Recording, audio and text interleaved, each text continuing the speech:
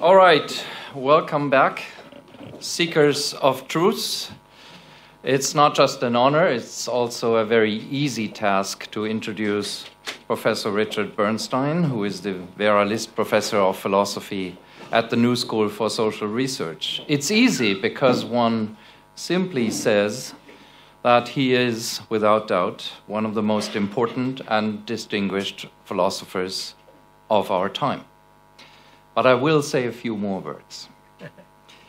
Dick Bernstein is a unique figure in the current philosophical landscape, for not only does he combine different traditions such as hermeneutics, pragmatism, critical theory, and to some extent even deconstruction, traditions that all too often remain distant, divided by continents, at least continents in thought.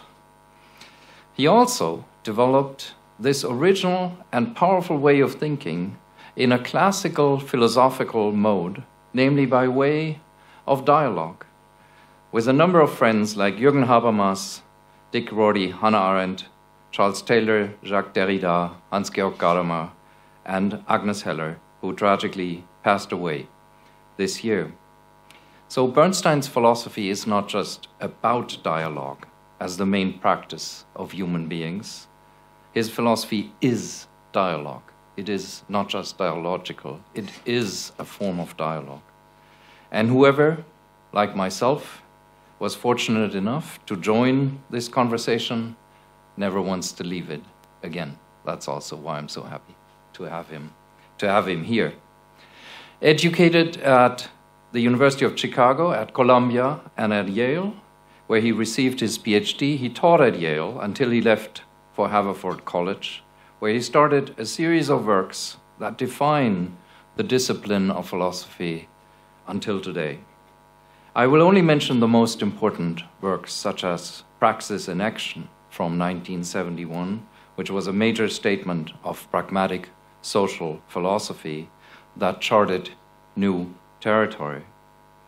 While the book from 1983, Beyond Objectivism and Relativism, was a very powerful intervention in the debates of these days, it rejected the Cartesian anxiety, the anxiety that without ultimate foundations, philosophy and everything valuable in life would get lost. And saying this, those of you who ever experienced not just Professor Habermas in seminar, but also our much missed colleague Karl Otto Apel, you can imagine what fun it was and what a firework to have Professor Bernstein, Professor Habermas, and Professor Apel in one seminar together in 1987, which was a true highlight for a young student like myself to be constantly thrown between all these different positions they were exchanging there. And I think back of this time very fondly. I think it was in these days when I decided that one day I should be a philosopher. I was just not sure what kind of anxiety I would have to overcome. But I don't think I overcame any. I just adopted a number of them.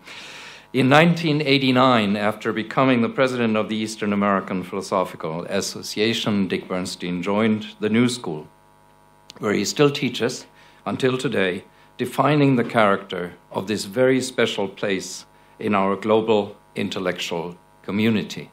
And tomorrow, as you know, we're going to celebrate the centennial of the New School with a conference to which we have invited distinguished guests like Dick. And some other colleagues from the New School, including Judith Friedlander, who is now joining us, and we're very happy to have her here. And Carol Bernstein is joining us, and it's great to have you here, Carol. Too, I already said hello to Dimitri earlier. The famous book, The New Constellation from 1992, analyzed the challenges of postmodernity. That was the big thing and in these days of philosophical debates, and there's hardly a more nuanced discussion of the different thinkers that used to be called postmodern thinkers than the one we find in this book. His Hannah Arendt and the Jewish Question from 1996 discussed a number of the themes he will come back to today, laid out in his, and looked at again in his most recent book, Why Read Hannah Arendt Now, which came out last year. Many other books should be mentioned in this context, such as Radical Evil from 2002, or, going back to that theme, The Abuse of Evil, written in the aftermath of 9/11. It characteristically, like other recent books on violence, on irony, these works show Bernstein as a political thinker, as a critical theorist, who takes up the most serious questions in political and personal life and gets to their very bottom, always in dialogue with other thinkers, and with an ironic twist based on philosophical and life experience. Bernstein shows us what the real task of philosophy is, not to idealize philosophy as some form of life, though he does live it admirably, but to realize what that thing we call life truly is, namely an endless and complex, and if things go well, an enjoyable conversation. And no conversation is more enjoyable than the one with Dick Bernstein. So it's great to have you here. Thank you. I have a secret fantasy which I've never acted on, which is, after an introduction like that, to walk out, because it can only be downhill. But I do. But I do consider one of the luckiest events in my life is when I met Rainer, when I was spending the summer semester at Frankfurt. And I have a revelation to make, which I think might not stand him in such good stead, because I think in my seminar he gave a referat on Heidegger. On Heidegger, you see, that's part of his past. Anyway, don't tell him. Anyway, I want to begin a little bit about telling about this little book that I've written and how it came to be. But I really want to begin with certain recollections with about Hannah, which I'll talk more about tomorrow. We met when I was 40, and she was in her 60s. And it was the first night we met. We sat and we argued from 8 o'clock to 2 o'clock in the morning. And it was the beginning of, for me, a very intense friendship. She died just a few years later, but, you know, she cooked dinner for me, and we talked, but we never got together without arguing, and I think I've been arguing with her ever since. But I think what's interesting is this. When Hannah died in 1975, how was she known? She was known as a kind of New York intellectual. Of course, there had been the notoriety of the Eichmann book. There was some discussion of her work in Germany. She was not included at all in the canon of political theory or political or philosophy. And the transformation, so that it was a very kind of specialized interest to have an interest in Hannah Arendt at that time. And of course, there was always still the effects of the Eichmann book. But in the almost 50 years from our life, something fantastic has happened. There's hardly a place in this world where there isn't a serious interest in the work of Hannah Arendt. I never know what I go and discuss. I can be talking about John Dewey and American pragmatism in Shanghai. There are people who want to speak to me about Hannah Arendt. I've seen this in Serbia. It's not just Europe. It's through not only North America, but Latin America. I know in South Africa. I've never been to the rest of Africa. But it is that she's got this capacity to stimulate. And, of course, she is and was controversial, but the amount of passion she can elicit, and positive passion, is in some ways very gratifying and very impressive, I think. Now, I mean, you know, in Germany, of course, she's an icon. What I've discovered, you cannot walk into a bookstore in Germany without seeing the books on the front desk of Hannah Arendt.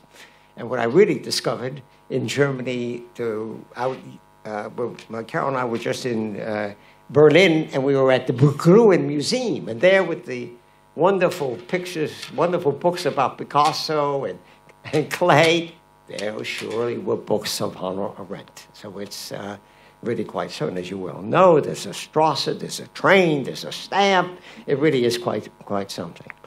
But I think it's well deserved. Now, I got to write this book. Many of you, I think, know John Thompson. John Thompson is the editor of Polity Press, which I sometimes think is the official English press of Frankfurt, and a very close friend. And we usually meet maybe once a year or twice a year when he's in New York. And I would talk about various philosophical projects that I was interested within. And then we got onto the independent discussion of Hannah Arendt. I said, you know, she's all over the social media. There is hardly, you know, in the newspapers, there's hardly the discussions, I mean, the books, the symposia. And then John turned to me. He said, we have a new series of little books. Why don't you write a book called Why Read Hannah Arendt Now? That's this book, which I'm happy to say is now, it's part of the Arendt, I think, spike in interest. After, I don't know if you realize that after Trump was elected, Origins of Totalitarianism went up to the top of Amazon's nonfiction books. Some of the interest, I think, is, you know, it's not always, but what's impressive as I've lived through these 50 years to see each new generation beginning to discover new things about the book. Now, this book it's a little book, and it was written for a very specific audience. It was written not for people like in this audience. It was written for intelligent people who heard the name of Hannah Arendt and really want to know something about her thinking. It was also written as a book which you could easily read on a flight from Frankfurt to New York, okay? But I've been gratified to see how much positive reception it's received. It's soon going to come out in German, and there are now, I think it is projected to be in at least 10 languages. So that is further evidence, I think, of the interest. Now, what I want to do in my basic talk, and there is a handout which you should all take a look at of a series of quotations of Hannah Arendt. The handout is in your folder, yeah. But if you don't happen to have one, here's another stack. Guck mal, Rebecca. The theme of the book. I mean, even though it's, as I say, written for a general popular audience, so, you know, when I wrote the book, I didn't want to get into scholarly debates and controversies, but I do think that many of the themes that are dealing with the book really will stand up on a more sophisticated level. And the theme of the book has got to do with both the darkness and illumination, darkness and light in Arendt. As many of you know, she wrote a book which is called Men in Dark Times. Hannah Arendt insisted always on using masculine pronouns because two of the best chapters of Men in Dark Times is one is on Isaac Dinesen and the other is on Rosa Luxemburg, but it's still called Men in Dark Times. And many people think that when Hannah Arendt speaks about dark times, she was referring primarily to totalitarianism and to the Nazi and the early Stalinist era. That's not what she meant, and that's where I put the first quote, which I'd like to read to you about this, which is in the preface to the book on Men in Dark Times. Because this talk tonight is on the relevance, I believe that this quotation could have been written yesterday.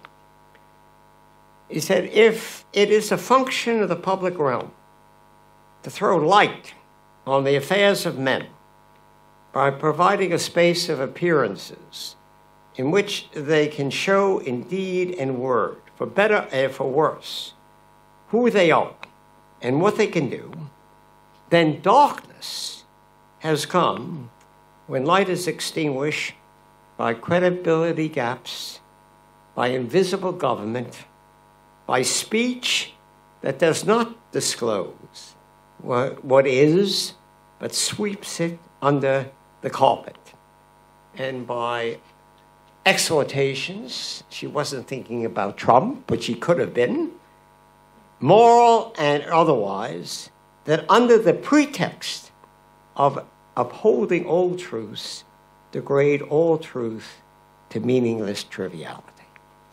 That's part of the preface. And in the preface, she then goes on to say, but you know, even in the darkest of times, that you have the right for some illumination which really comes very frequently from the lives of people rather than from books and theories. And the way in which I introduce my book is to see both her perceptiveness about the darkness of her times and our times, and also how it's counterbalanced by a certain kind of illumination. I couldn't help thinking, as I was listening to the Klaus Gunzer's lecture, that the next quote that I have, that he might want to use as an epigram the next time he gives his paper. So I will read this, one of my favorite quotes in Hannah Arendt. This is what she writes.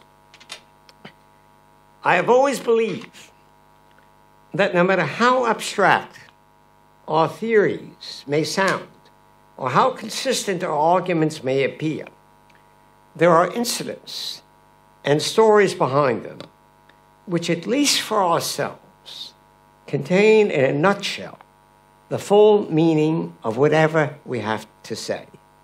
Thought itself, to the extent that it is more than a technical, logical operation which electronic machines may be better equipped to perform than the human brain, the era we're living in, arises out of the actuality of incidents. And incidents of living experience must remain the guidepost by which thinking soars and into the depth in which it descends. So as I said, that's one of my favorite quotations, and I believe that. And I believe it for Hannah. And what I like to begin with, and I begin my book, because I think a lot of you know something about her early life, but I want to use it to talk a little bit about it for philosophical purposes. Hannah Arendt, I think, as many of you know, was born in 1906 and was brought up in Königsberg. She came from basically a Jewish secular family. She mentions that the term Jew was not even used as it. As an adolescent, Arendt's interests were really more in theology, Christian theology, Kierkegaard, and German and Greek poetry. She had very little interest in politics. I think everybody now knows that she went to Marburg in 1924. At a time, this is when the word was out, that thinking had come alive with the young Heidegger. This is before Sein und Zeit. And she is a member of that remarkable generation of primarily German Jewish intellectuals who were drawn to Heidegger at this particular point, ranging. What's so interesting to me about this early period of Heidegger, because it was men and women, and it was people on the right and left.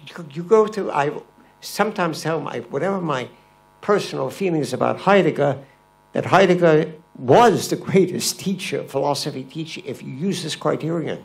The criterion is to stimulate in young people independent thinking. Think of the people who were associated with Heidegger: Leo Strauss, Hans Jonas, Hannah Arendt, Herbert Marcuse, the list goes on and on. Gadamer. It's really quite fantastic. It's not the Heideggerians, but people who were somehow stimulated by this particular environment. Hannah really only became really interested in, you might say, the political situation in the 20s with the early signs of the Nazis coming, and began her interest at that point in anti-Semitism. And she was never a joiner. She did not join organizations. But in the 20s, it was Kurt Blumenthal, who was head of the Zionist organization, came to Hannah and asked if she would do, for the Zionists, they wanted to do research in the Staatsbibliothek in Berlin on anti-Semitic propaganda. And she volunteered to do it. She thought this was doing something. She was apprehended by the Gestapo. She was interrogated for eight days. And in fact, the way she tells the story is almost humorous, because she said, I can't be interrogated unless I have cigarettes. And so she had the cigarettes. And when the Zionists wanted to get a lawyer for her, she said, I trust this person. And after 8 days, although she never revealed what she was doing, she was writing her notes in Greek, she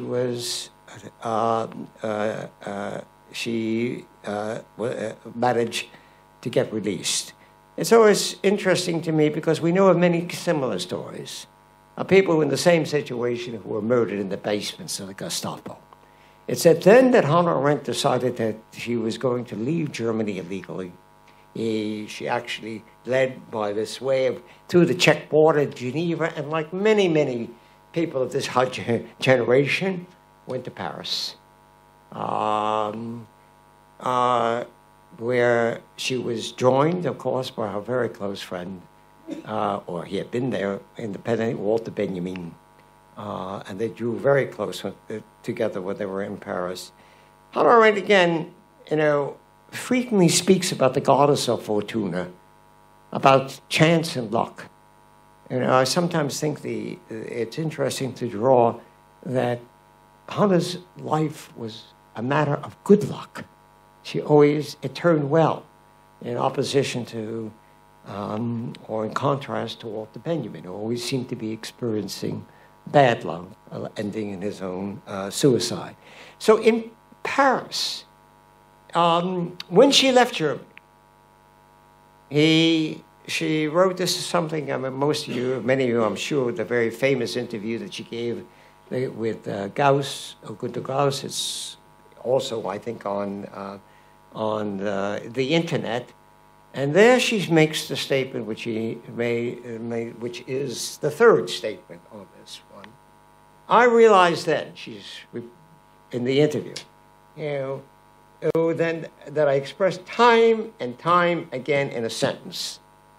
If one is attacked as a Jew, one must defend oneself as a Jew, not as a German, not as a world citizen, not as an upholder of the rights of man or whatever. And Hannah took that seriously. She tells the story that when she left Germany at that time, she wanted initially to have nothing to do with academic life.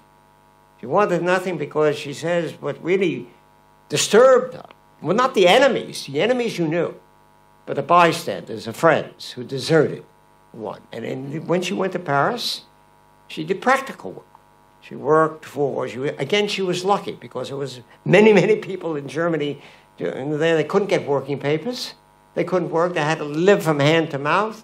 She managed to get work with various Jewish and Zionist organizations, including Youth Aliyah, where Youth Aliyah was involved in sending young European Jews to Palestine at that time. She even made a trip to Palestine with some of these young people in the 30s.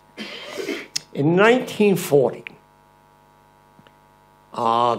as the Nazis are about to march into Paris, the French government decided to put all German exiles, that meant Jews, into internment camps. Separated, so she was separated from the person who became her husband, Heinrich, and her mother. She was sent to the camp in Gurs, which is on the Spanish border. And once again, when the actual Nazis marched into France, there was chaos. The way she tells the story, she escaped with a toothbrush.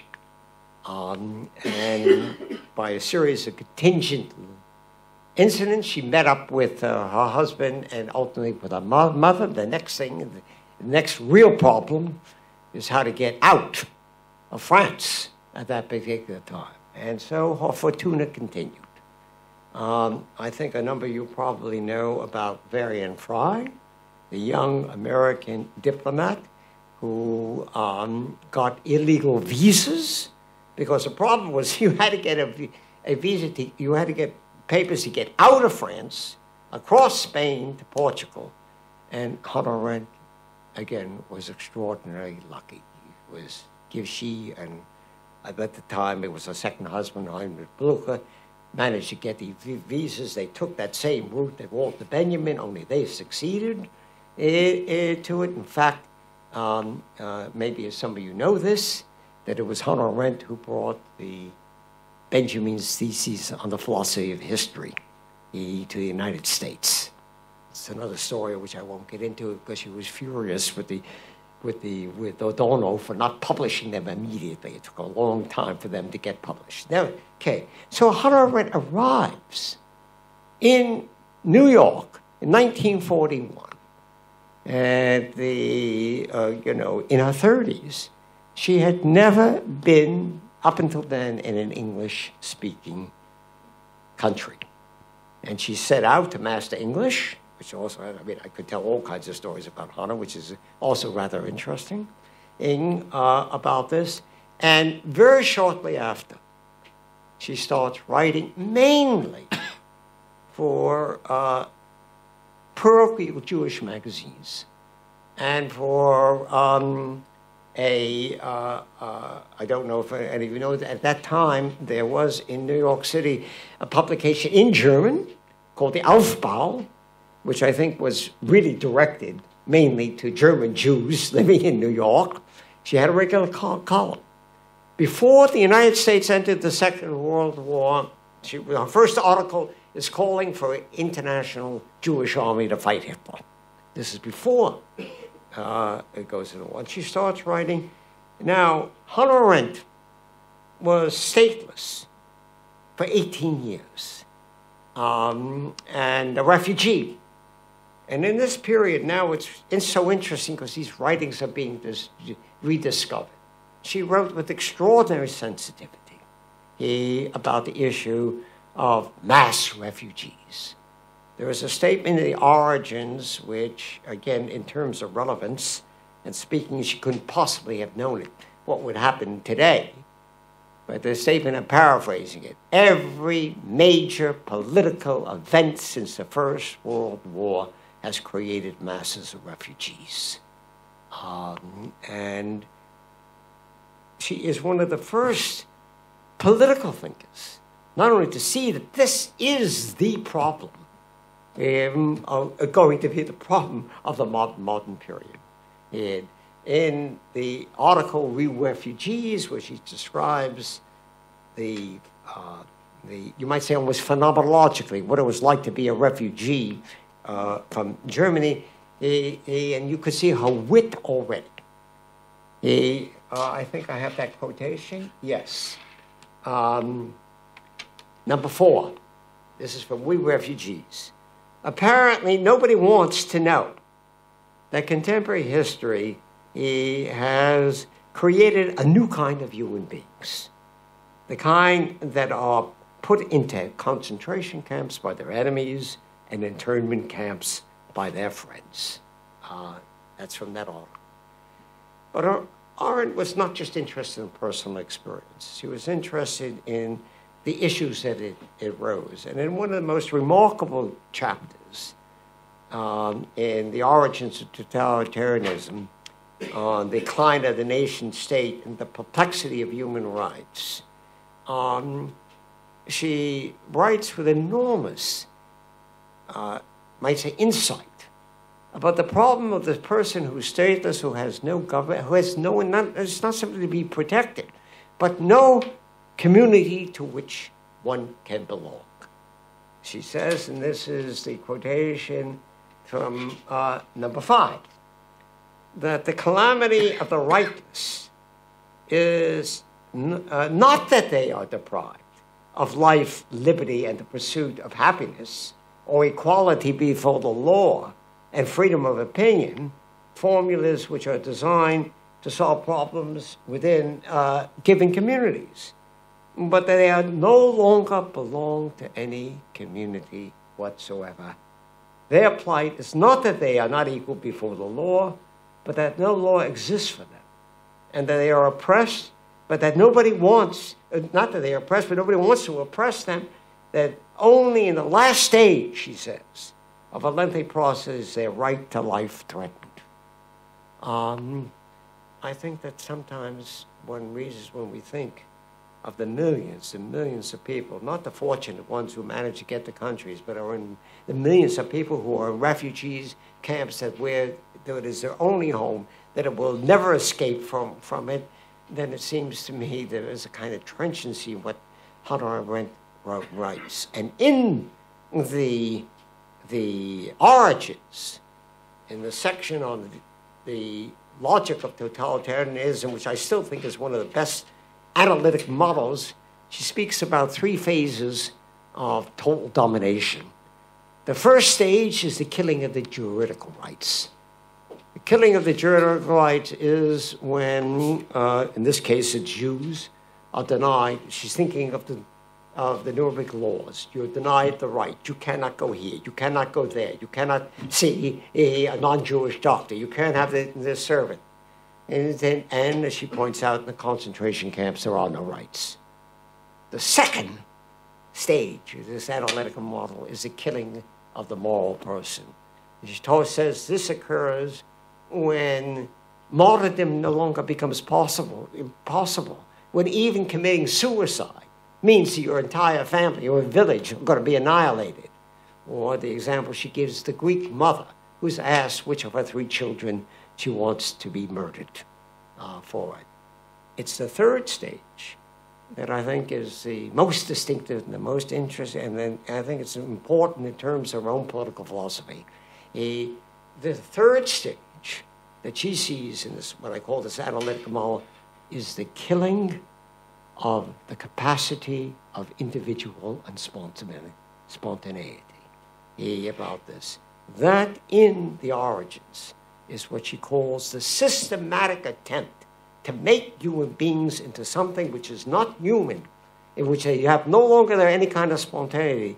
I mean, she didn't use the term the Muslim, but if you read Primo Levi's descriptions of the Muslim, that's the phenomenon she's talking about.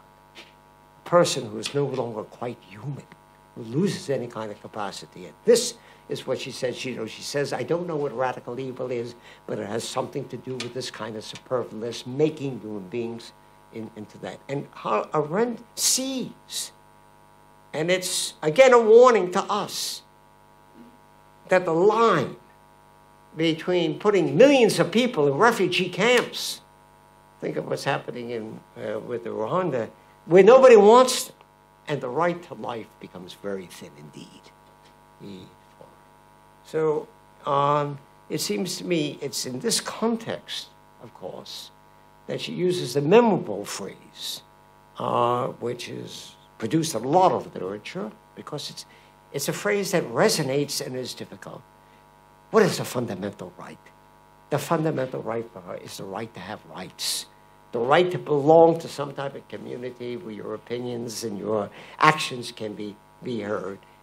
When you're already a citizen, then you can think about rights of citizenship. But before that, and that is that when many people have now written on what she really means, on how to make the notion viable, but it is something that I think that all of us can deeply feel and understand, particularly today, in terms of thinking of what I call those millions of people in refugees. Okay, I have a lot more to say about the subject, but I want to move on to other themes in the book.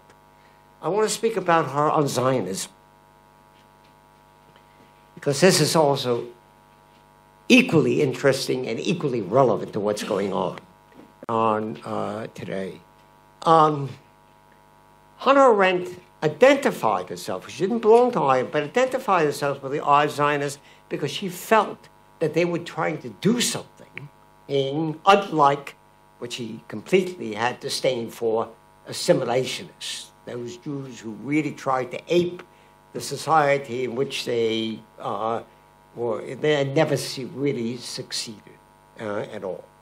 But what's interesting is that Hannah Arendt broke with the Zionists over the Arab issue.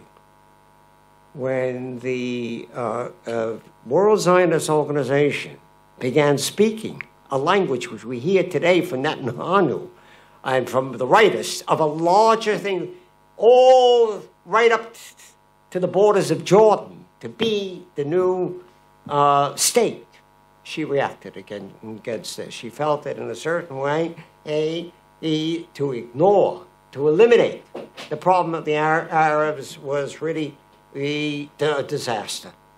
And Hannah is a person who was, although wrote brilliantly about politics, was not herself, didn't have the temperament to really be political.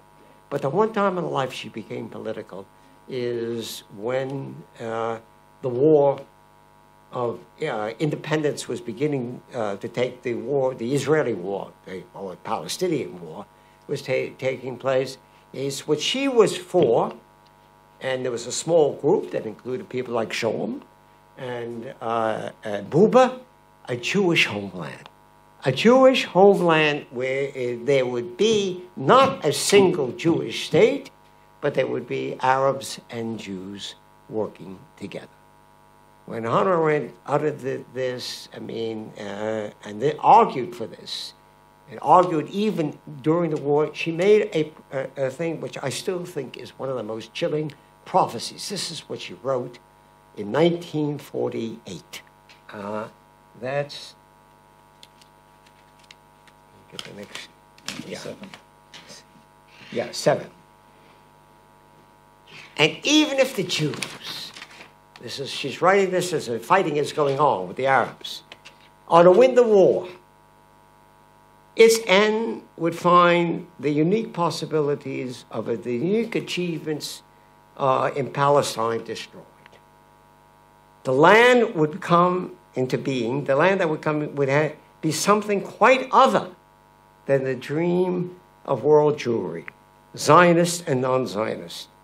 The victorious Jews would live surrounded by an entirely a hostile Arab population, secluded inside ever-threatened borders, absorbed with physical self-defense to a degree that would submerge all other interests and activities.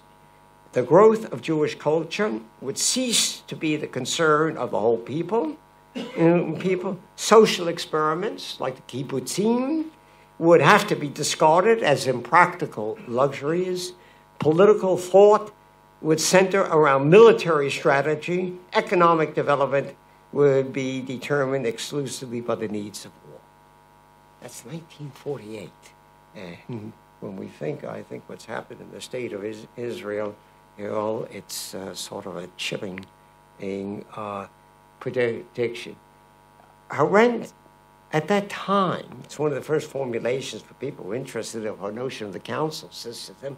This is a point in which you might say that most Jews all over the world were fervently wanted and supported the idea of a Jewish state.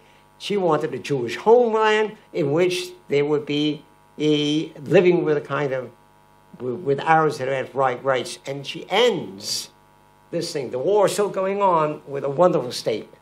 Local self-government, number 8, and mixed Jewish Arab municipal rural councils on a small scale that as numerous as possible are the only realistic political measures that can eventually lead to the political emancipation of Palestine.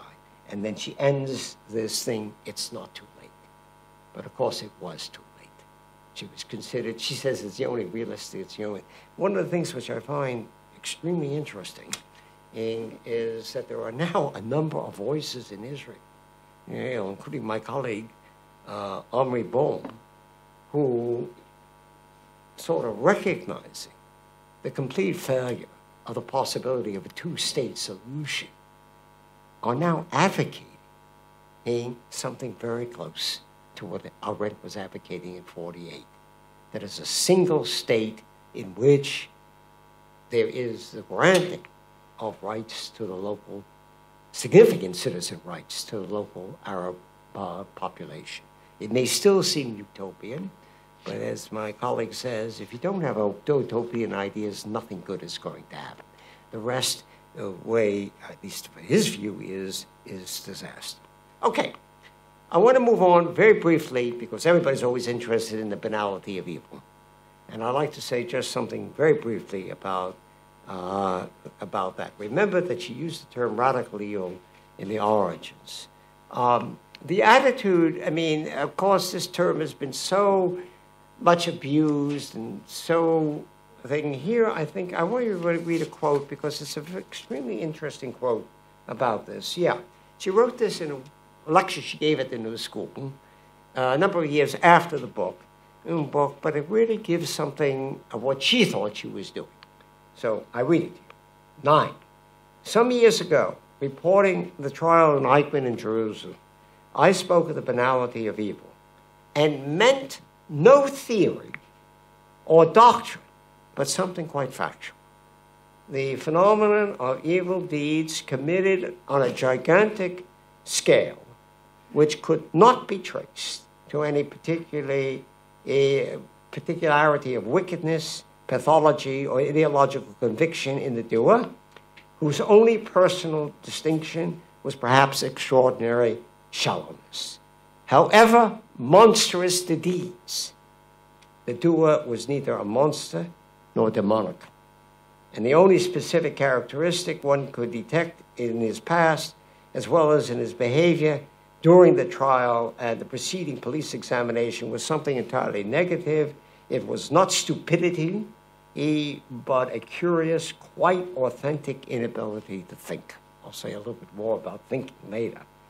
He functioned, that next sentence is extremely interesting for a variety of reasons. He functioned in the role of prominent war criminal as well as he had under the Nazi regime. He had not the slightest difficulty in accepting an entirely different set of rules. Now, we know a good deal more about Eichmann than she did at that time. And particularly of Eichmann, this wonderful book that's been written in German of Eichmann before Jerusalem. We know how actively he was involved with the Nazis in Argentina, how much he boasted about what he did.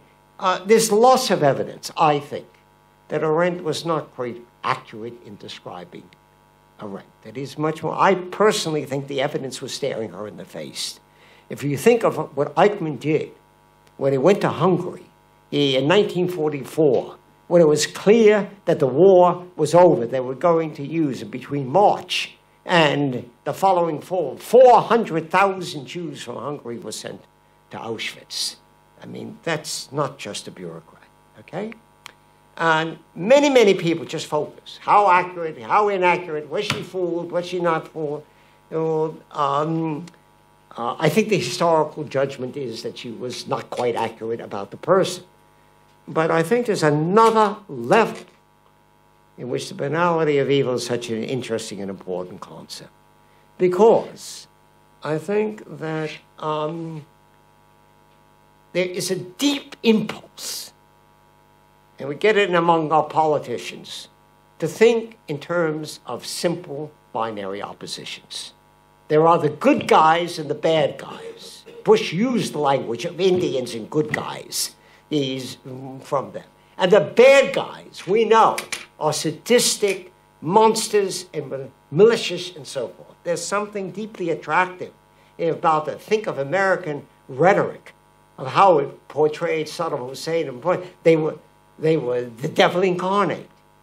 I think Arendt's deeper message is, and nobody wanted to hear it, people don't want to hear it. You want to understand evil after totalitarianism, these categories don't work. You have to understand how perfectly ordinary people can be caught up. What would have Eichmann have been if there had not been the Nazi period? He would have been maybe a failed middle bureaucrat. but that there are situations in people, and she has a wonderful statement. Most people who do evil in this world don't set out to do good and evil. People don't want to face that. They don't want to face the fact that it isn't that people who think they're doing the right thing, or think who excuse themselves from responsibility, can be responsible for it. That's what I think is much more interesting about the banality of the evil concept. About this, that you have to rethink the whole concept of what evil means after totalitarianism. Okay, I don't want to go on too long. There are a lot more things that I have. And here, my own view, I don't want to, well, people want to raise technical questions about radical evil and the banality of evil. I'm happy to answer them because I don't think that they're contradictory notions. She gave up on the notion of radical, but not because she gave up on what she was describing in the origins, because she felt that radical, Arendt is always sensitive to language, radical means going to the roots. And what she felt is there is no depth to evil. It's all on the surface, and it can spread like a fungus all over. So she calls it now extreme rather than radical because it's not deep. There's nothing deep, she thinks, about the question of evil. Okay, I would like just to end with two more themes. Arendt herself felt, I mean, it was accurate. There was a systematic attempt to, when she wrote the Eichmann book, there were lots of distortions of it. It became, there was a campaign. There was an attempt to really get the book, to convince her not to publish the book, a book about this. And she felt that lies were being spread about what the book was supposed to be about, what it actually did say. I mean, there are many things I could get into the Jewish councils, I could talk about that, but I wanted to focus on a different aspect. And that prompted her to write an essay called Truth and Politics. I think that's an essay which every high school and every college student ought to read today. Because in this essay, she talks about the fragility of factual truth. Because factual truths are contingent. They can always be destroyed. She says, the opposite of rational truth is ignorance, but the opposite of factual truth is deliberate lying. Okay? And there's a kind of realism about Arendt. Lying has always been part of politics. That's not what she's good. But when lying becomes, and we can now think of the rewriting of Soviet history, when facts no longer matter, Arendt had this fantastic understanding of how propaganda works. Propaganda works not because people are interested in facts, because they want to hear a story that appeals to them. They don't give a damn about the facts. One of the things that I find very frequently in the States is that many liberals can't understand when things are factually shown to be false, that it seems to have no effect. But I think that Arendt understood deeply the danger and the fragility of facts. She understood something else. That facts can be destroyed when they are all viewed as opinion. When in any fact, there's no facts, there's just another kind of opinion. That is a kind of cancer that can destroy the factuality of facts. But the most remarkable claim, and here you have to think, I think not just of Trump, but think of authoritarian leaders all over the world. This quotation, I think, is one of the scariest in Arendt and extraordinarily relevant to what's going on today. Here. This is from that essay, Truth and Politics. 10. The result of a consistent and total substitution of lies for factual truth is not that the lies will now be accepted as truth and truth defamed as lies, but that the sense by which we take our bearings in the world, the category of truth and falsehood, is among the mental means to this end is being destroyed. I think it, let me just make it related to my own country. I think that should be engraved for every thinking American about what's happening in our country. The category, you know, and she makes this wonderful distinction. You know, what is a traditional lie? A traditional lie is where one knows the truth and is trying to deceive one that it isn't the case. There's nothing new about that. That goes on all the time. But what happens when a thinker can no longer distinguish between what is the lie and what is factual? And I think that, you know, I put this all off the cuff. People may disagree with me, but I think it's true of our president, that I think that it's not the case. I think sometimes he knows that something is true and he's lying about it. But I really do think at a deep level he doesn't understand that there is a distinction between truth and lie. And that is what she sees is the real danger of being destroyed. Okay, most of what I've been talking about are various dark themes. I want to come back to something which I think is tremendously important. You know, one of the myths about Hannah Arendt is, and I mean myth, I mean in the pejorative sense, is that she had a romanticized conception of the Greek polis, which is idealized, and that's where she gets her idea of politics. I don't believe that for a minute. I believe that Arendt's conception of politics really comes from, you might say, from what she herself says, dwelling on the horrors of totalitarianism. It was, you know, the realization, I mean, the most fundamental capacity for Arendt is natality, giving birth, trying something new, which has to do with spontaneity. I think it was really the realization that something that people didn't think was possible was really happening in the extreme of totality, the destruction of this capacity, which begins to be the basis for her thinking about the dignity of what politics could be about this. So that it is not idealized conceptions of the Greek polis, but really dwelling on horrors. That she uses this metaphor in her essay on Benjamin, but I think it applies to it. She uses that wonderful metaphor from Shakespeare's Tempest of the pearl diver who dives to try to restore those gems there. That's what Arendt herself was trying to do, in a way to restore, to remind us of what politics could be in its dignified way. Not as any story of nostalgia, but as a kind of real potentiality that is always there. And this she never gave up. She never gave up on the idea of the revolutionary spirit. She never gave up on the idea of that we could initiate something new. That as long as there are human beings, the capacity to start something new and to change things, I think is an equally fundamental theme. I mean, she's never an optimist or a pessimist. Those categories don't apply. She says they're both superstition, but she sees the double side.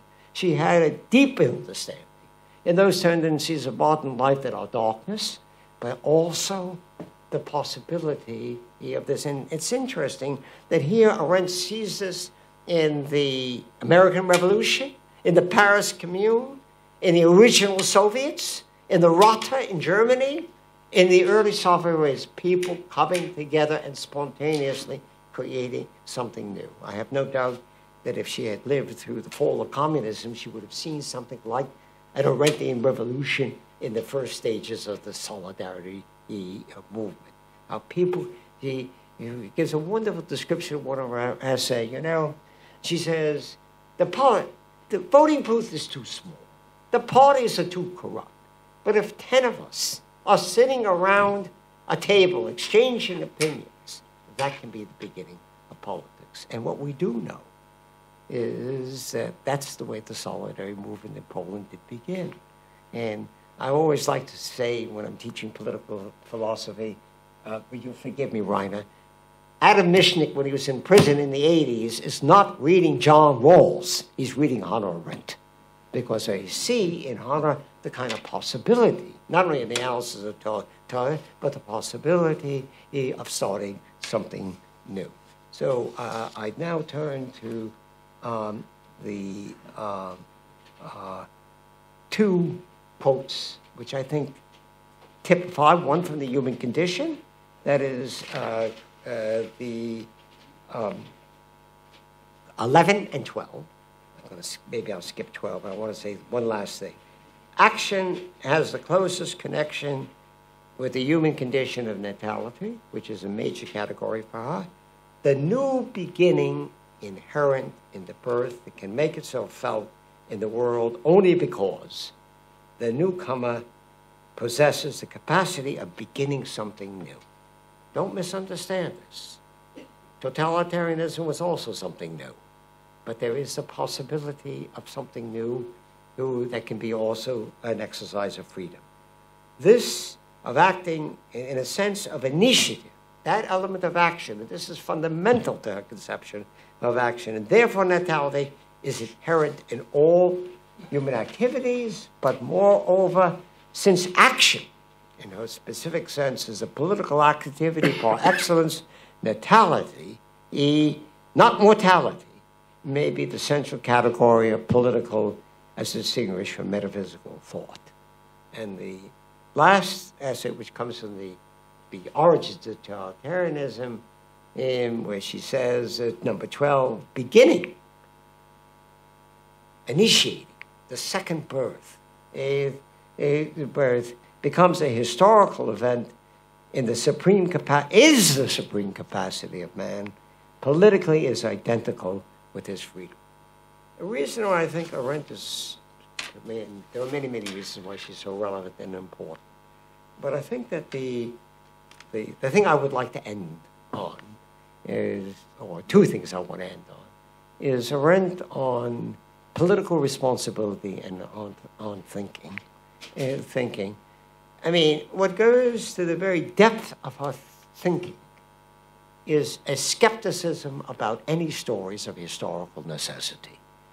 Historical necessity of progress, historical necessities of decline. She was ruthless in her critique of both stories. They thought that she bought that both of them were anti the power, because freedom for her is almost like a miracle that erupts spontaneously.